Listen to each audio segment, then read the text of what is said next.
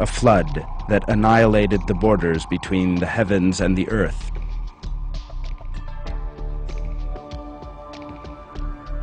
Around 1700 BC, the Babylonian Hammurabi described the incident which occurred then as the ruining of the city of Eshnunna with a deluge. The disasters striking the region went even further than this, however. Floods also struck the region in the 10th century BC, at the time of the ruler Nabu-mukin-apal. In the 7th, 8th, 10th, 11th and 12th centuries AD, and also in the 20th century. It appears that the region has always been prone to catastrophes. It is thus quite possible that a powerful flood could wipe out a whole people.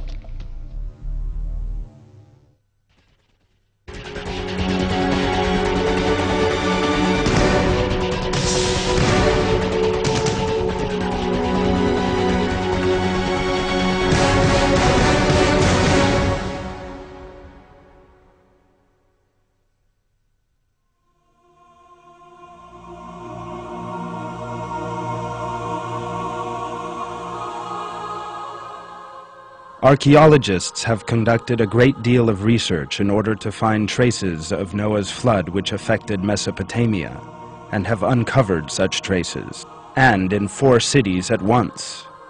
These were the most important cities of Mesopotamia: Ur, Erech, Kish, and Shurupak. R.H. Hall of the British Museum went down in history as the first person to conduct excavations in the city of Ur. Leonard Woolley, who took it upon himself to carry on with excavations after Hall, also supervised an excavation jointly organized by the British Museum and the University of Pennsylvania. Excavations conducted by Woolley had a huge effect worldwide. They lasted from 1922 to 1934. And took place in the middle of the desert between Baghdad and the Persian Gulf. The first founders of the city of Ur were a people who had come from northern Mesopotamia and referred to themselves as Ubaydiyan. Archaeologists seeking more information about these people encountered the most astonishing remains. The city of Ur had a royal mausoleum. Many objects were discovered in the mausoleum: helmets, swords, musical instruments, works of art made from gold and precious stone. And, most important of all, historical records inscribed onto clay tablet with astonishing expertise and skill and using advanced technology. Based on these records, Woolley decided to dig deeper and encountered evidence of a terrible flood. This was mud, pure sand of a kind that could only have been deposited by water.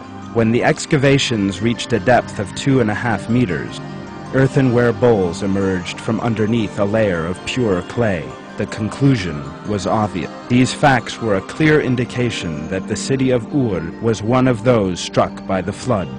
German archaeologist Werner Keller expressed the importance of the excavation by saying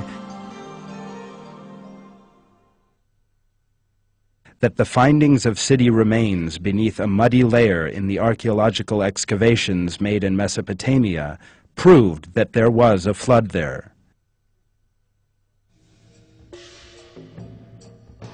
Research continued in another Mesopotamian city, today known as Tal al-Uhaymer, or Kish of the Sumerian. According to ancient Sumerian sources, this city was the capital of the first post-Diluvian dynasty. It, too, contained traces of the flood. The city of Shurupak in South Mesopotamia, which is today known as Tal Farah, likewise carries apparent traces of the flood. Archaeological studies in this city were headed by Eric Schmidt from the University of Pennsylvania between 1920 and 1930.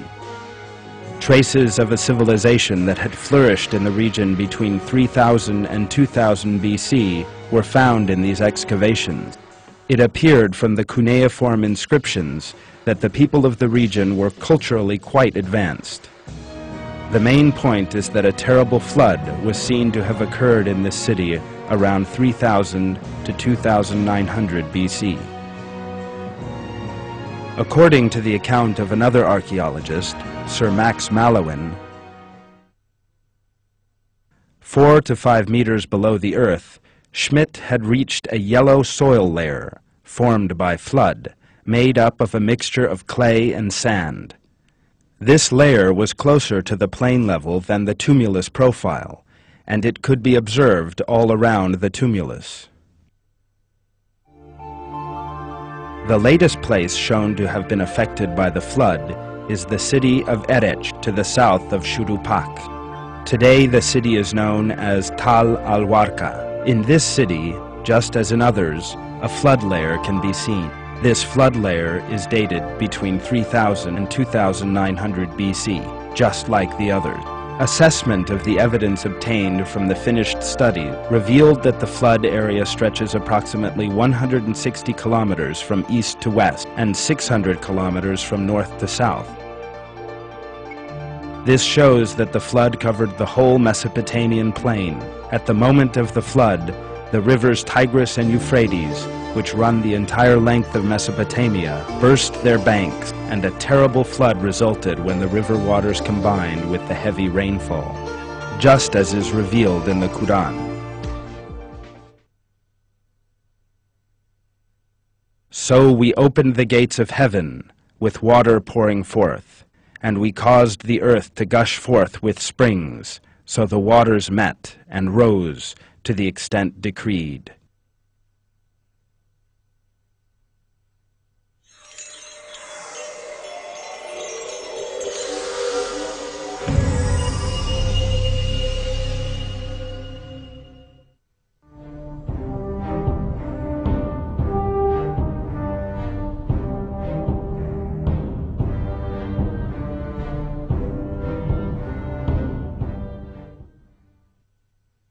When the waters rose, we carried you in the ship.